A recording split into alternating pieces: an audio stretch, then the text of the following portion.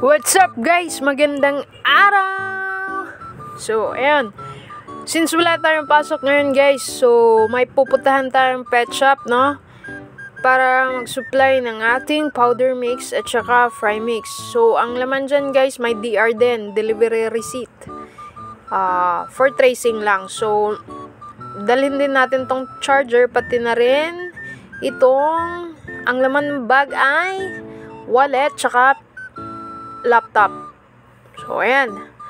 Ayan yung laman ng bag ko, guys. So, ready na tayo. Pupuntahan natin to. Sana makuha natin, no? Sana nga. In God's grace. So, ayun. So, yung pet shop, guys, is located sa Talamban.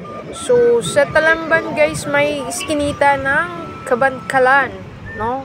Or Kabangkalan, Mandawi. So, likod lang siya ng Agrivet Supply, guys, no? Ang pangalan ng Agrivet is Farm Savers Agrivet Supply.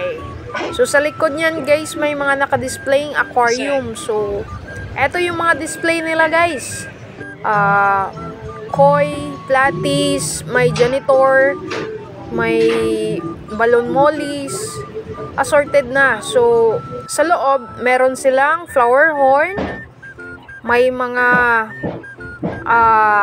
snail, guppies, may mga PKBM din sila, may swordtail. So, iba't ibang klase, guys. Meron din silang guppy. At guppy din. And then also, mga accessories, guys, na needed nyo. At saka yung powder mix natin, no?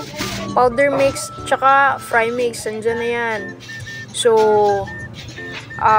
mayroon din silang mga display na beta, tsaka glowfish tetras. So, sa mga gustong mag-avail, avail na!